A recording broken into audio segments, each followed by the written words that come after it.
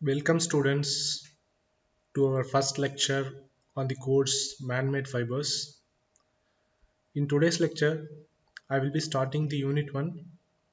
The title of the unit is Fundamentals of Fluid Flow in Spinning. So first we will see the introduction. So the inspiration and the knowledge needed to develop the spinning techniques used for the fiber manufacture were provided by the spider and the silkworm. Through the natural environment, we can observe various animals or insects that is involved in the spinning process. If you observe the spider or the silkworm, spider creates its own web, and the silkworm also creates its own web from the by the natural processes. How it does that we will see. These creatures do some several steps to make the filaments. First is the acquisition of the spinnable fluid. That is the first step. Then it forms the jet. The jet gets formed, and finally the jet gets solidified. So the next step is after it is added to the bobbin winding, we get the manufactured fibers. But here these creatures creates its own web uh, only to the process of 1, 2 and 3. The fourth step, which is the bobbin winding to make the manufactured fibers, we do it to make the fibers.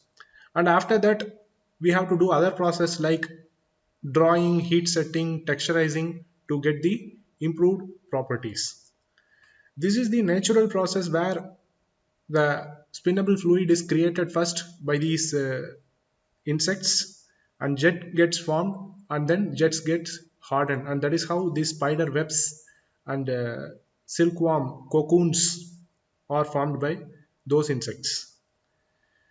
On a similar line, man-made fibers can also be manufactured through a different routes.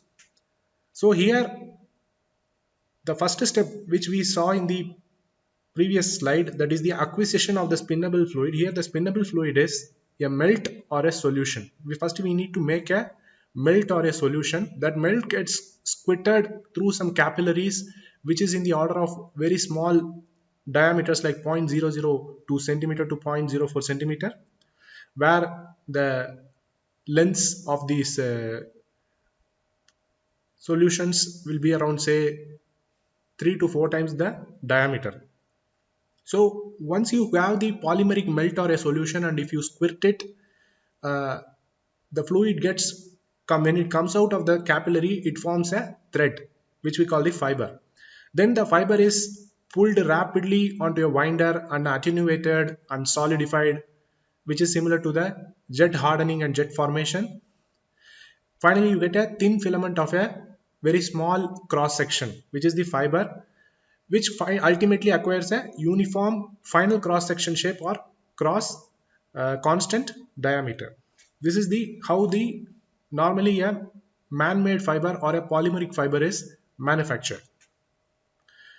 So the production of all these spun filaments involve the flow of polymer fluids, namely the melts or solution. You require either a polymeric melt or a polymer solution. So for this spinning of man-made fibers, the knowledge of the materials that are used and the mechanism of fluid flow is very important to be understood. So we will now move on to discuss about the types of fluids. What are the types of fluids? There are various types of fluids are there. Our discussion is related to the fluids that are involved in the manufacturing of the man-made fibers. If you see this flow chart, you can see the fluids are divided into two different main types. One is the Newtonian and non-Newtonian. Non-Newtonian is further divided into time independent fluid and time dependent fluid.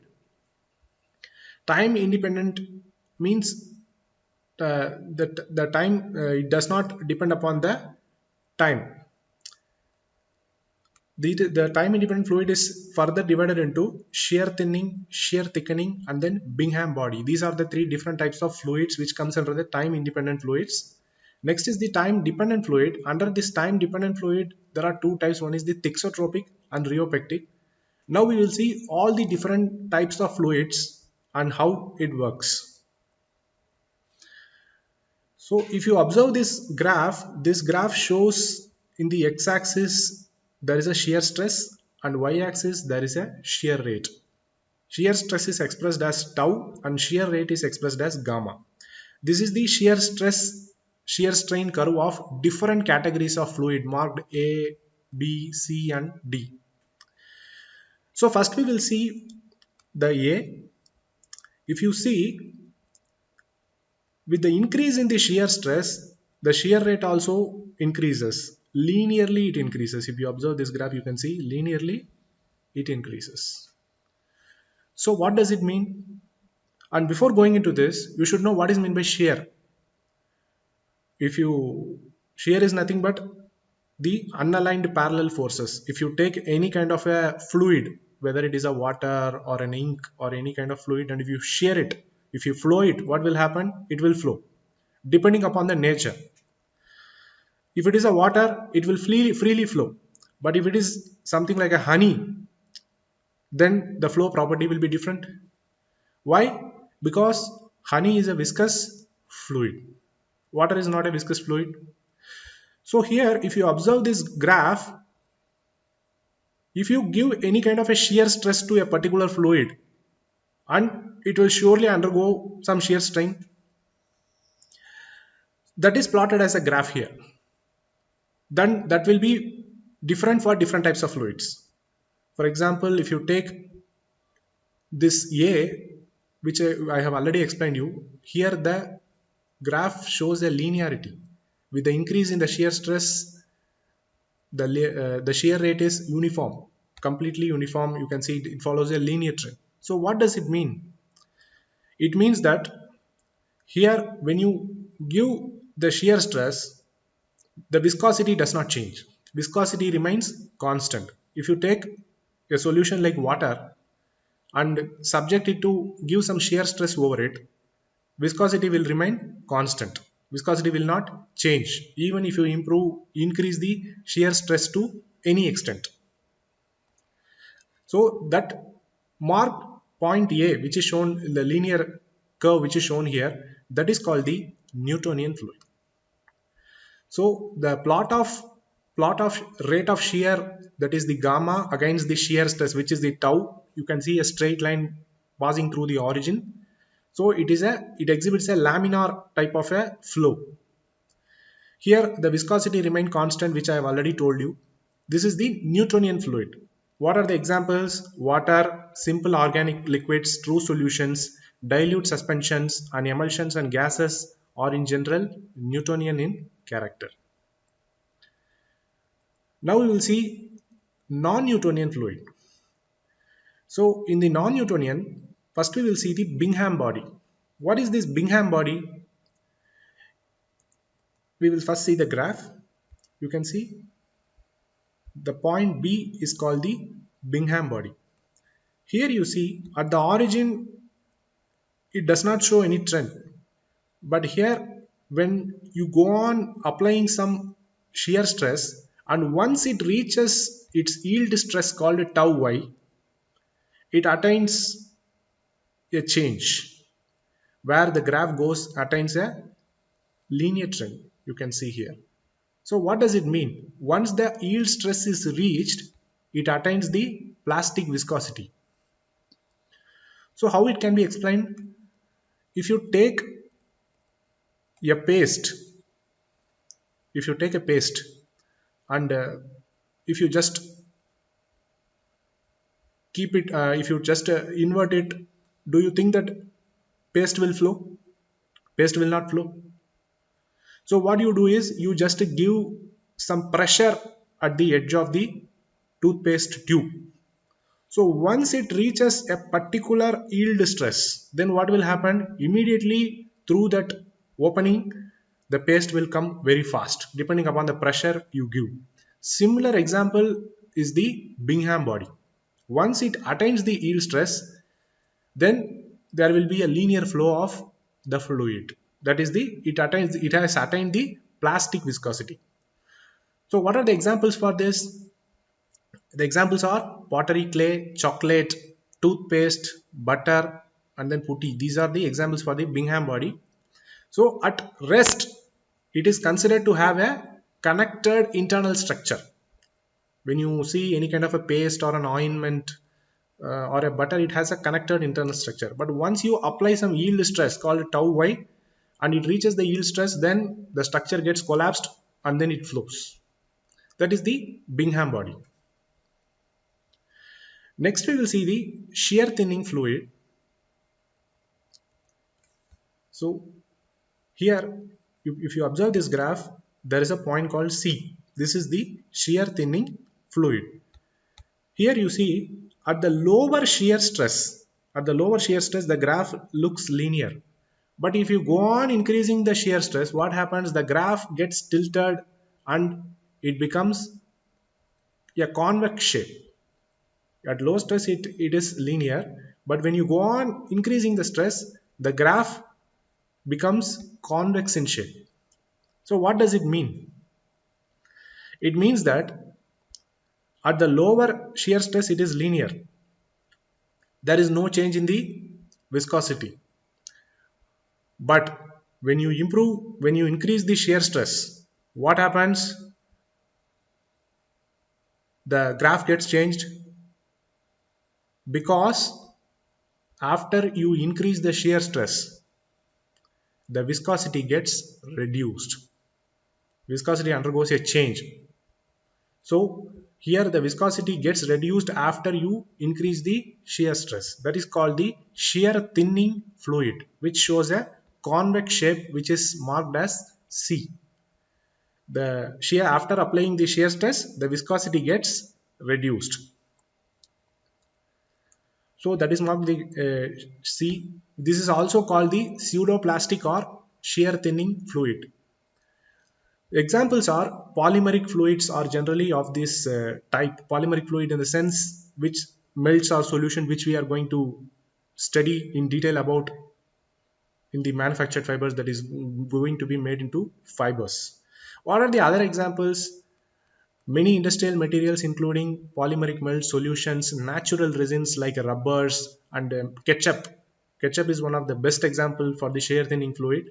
Bitumens and heavy oils, these exhibit the shear thinning behavior. And what is the advantage of this shear thinning behavior? The advantage is when you increase the stress, the viscosity, when it becomes reduced, in that case what will happen? It flows freely after you apply the shear stress, so that the power requirements for processing gets reduced to the considerable extent. That is the advantage of this shear thinning fluids.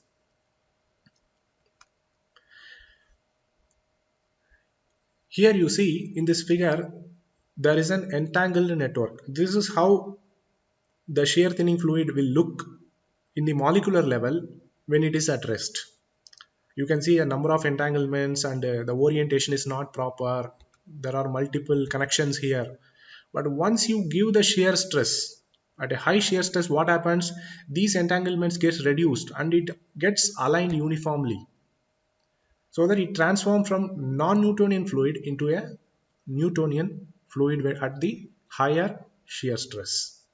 All these entanglements and improper orientation that gets transformed into linear type of a network, Newtonian type of a fluid will get finally formed when you apply the shear stress. But at rest, it will be a viscous fluid. Viscosity will reduce when you apply the shear stress. This you can see the picture here, the ketchup of the Maggi is shown here. Next we will see the shear thickening fluid. Once again you see this graph. Here you see the point called D. The shear stress at the origin, you see it increases linearly when you give a lower shear stress, and when the shear stress becomes higher, then the curve gets flattened. You can see the curve D which is shown here. there is a tilt in the curve, which is contrast to the curve C, which is the shear thinning. So here the curve D becomes concave to the axis. So what does it mean? Initially, at the origin, it was linear. When you go on giving the increasing at the lower shear stress, it was beginning, the viscosity did not change. But at higher shear stress, viscosity gets increased. It is which is contrast to the shear thinning fluid. In shear thinning, viscosity got reduced after you apply the higher shear stress. But whereas here, the viscosity got increased after you apply the higher shear stress. So that is why it is called as the shear thickening. Other name for this shear thickening fluid is, it is called the dilatancy or dilatant flow. What are the examples for the shear thickening fluids? Highly concentrated suspensions like sand water suspension or PVC paste or a mixture of corn starch and water, which is also called as a oobleck. These are the examples for the shear thickening fluid. These fluids at lower shear rates, viscosity will not have any change. But when you apply a higher shear stress, then viscosity will become higher. That is the shear thickening fluid. You can see here two diagrams here shown here. This is the example for a shear thickening fluid. This is coated. These fabrics which are shown here, it is coated with the shear thickening fluid. Here you see when you apply a lower shear stress, uh, you cannot make a change in the structure. Means it will not penetrate. Means it will penetrate. I'm sorry, it will penetrate.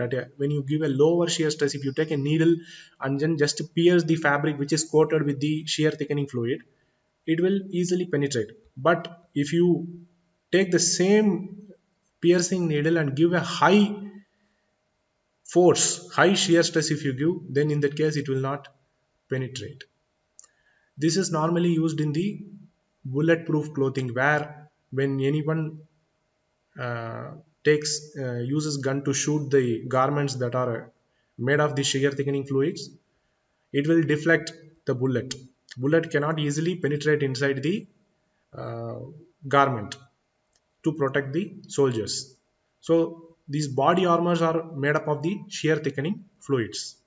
In the right side, you can see there is a solution shown here where which is actually the cornstarch is mixed with which is mixed with the water to form a suspension. Here, when you give a lower shear stress, if you take your finger to just immerse it slowly, it will penetrate inside. But when you just make a fist of your hand and try to punch it in a very high force, then in that case it will become like a solid. It will not easily compress. The solution gets packed when you give a higher shear stress. That is the shear thickening fluid.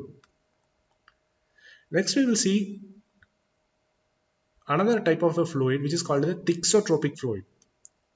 Before going into this, we will first see the graph that we have, the flowchart which we have seen earlier. So far we have been discussing about the non-Newtonian fluids only, where the time independent fluids we have seen like shear thinning, shear thickening and Bingham body. Now we are going to see the time dependent fluid. These fluids, shear thinning, shear thickening or Bingham body, these are not dependent on time. These are dependent upon the shear stress. But whereas the ones which we are going to see now, that is the thixotropic and rheopectic, these are the time dependent fluids. Means if depending upon the increase or decrease in the time, there will be the change in the viscosity. That we will see now. First we will see the thixotropic fluid. So here at a constant shear stress or constant shear rate, the viscosity gets reduced as the time increases. So here what happens, you constantly you go on applying the shear stress, and with the increase in the time the viscosity gets reduced. That is called the thixotropic fluid. That is why it is interpreted as the time dependent collapse. It depends upon the time, means the viscosity gets reduced after you increase the time. But whereas if you compare this thixotropic fluid with the shear thinning fluid was not dependent on time. It was only dependent upon the shear stress. But whereas here, it depends upon the shear stress and also the time. That is why it is the time dependent fluid. What are the examples? Paint, shaving cream, margarine, printing ink, etc. These are the examples for the thixotropic fluid. And next is the another time dependent fluid, which is the rheopectic fluid. What is this rheopectic fluid? Here the viscosity increases with time, which is different contrast from the thixotropic fluid.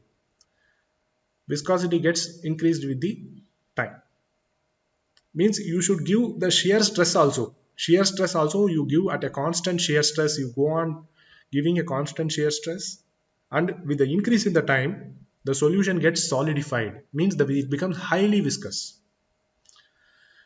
So it is the time dependent behavior in the opposite direction of the thixotropic material.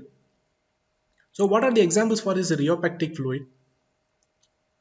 Examples are gypsum paste and then synovial fluid. It is which is there at the joints, in the knee joint or the hand joints. There is a fluid called synovial fluid in the human body. That is because of the presence of this fluid. Whenever you give some higher stress, like you do jumping or running, it gives a shock absorption. When you flex your hand in a forceful manner, it gives some shock absorption because of the presence of this fluid that is there at the joint.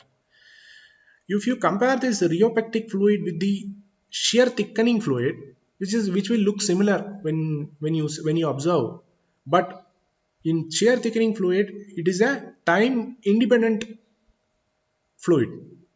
It does not depend upon the time. It depends only upon the shear stress. But whereas here, rheopectic depends upon the time. With the increase in the time, the viscosity will increase. But whereas in the shear thickening fluid, with the increase in the shear stress, viscosity will increase. So now I will show you a small video that explains the difference between the Newtonian and non-Newtonian fluid. You can see for a better understanding. Sir, Isaac Newton's law of viscosity is only followed by Newtonian fluids. Non-Newtonian fluids do not behave according to this law. Viscosity is informally known as thickness. For example, honey is thicker than water. Newtonian fluids like water and honey don't change no matter how much force is applied. So, if you were to hit water or try and stand on it, you will pass through it as water will flow around you. This has to do with the fluid's viscosity, or in other words, how easily the fluid moves. Fluids like water and honey have a low viscosity. Most fluids follow this rule. But there are non-Newtonian fluids who change their viscosity when the amount of force or the pressure changes. Example, toothpaste or ketchup.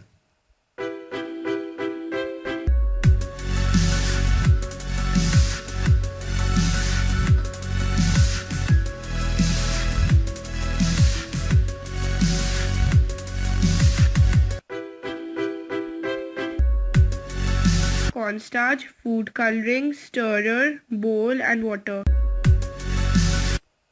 Add about 1.5 cups of cornstarch and 1 cup of water to the bowl. Mix the cornstarch and water together until the mixture is difficult to stir but not too dry. If necessary, add a bit more cornstarch or water until you reach the desired consistency. Sprinkle some food coloring over the surface of the mixture to make it colorful. Punch the oobleck with your fist and observe what happens. Now punch the water with the fist and observe what happens. As we can see that the oobleck becomes solid and when left alone is again a liquid. It also does not allow the fists and fingers to pass through it as its viscosity becomes high when force is applied on it. Notice how the oobleck solidifies when a tool is thrown. Fact about oobleck is that it is bulletproof as shown. There are two types of fluids. Newtonian fluids like water and honey have low viscosity, that is, it easily moves at a faster rate. Non-Newtonian fluids have high viscosity when force or stress is applied on it. Example, toothpaste, ketchup, oobleck.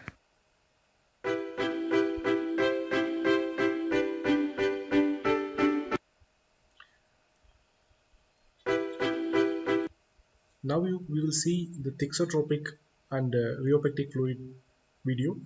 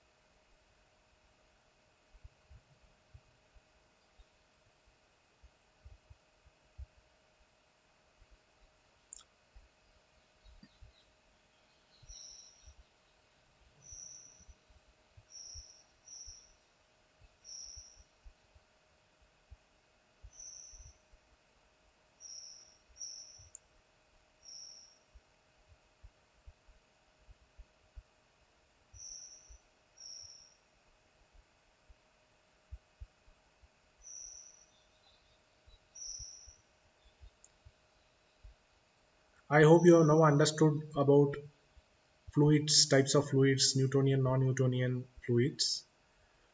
So now we have come to the end of the lecture. Now what is the polymeric fluid which we are going to use in the which we are going to make the fibers? The polymeric fluid is the non-Newtonian fluid and viscoelastic fluid. It has both the viscous property as well as the elastic property. So we will discuss about the types of spinning in detail in the next lecture. Thanks for listening. Have a nice day.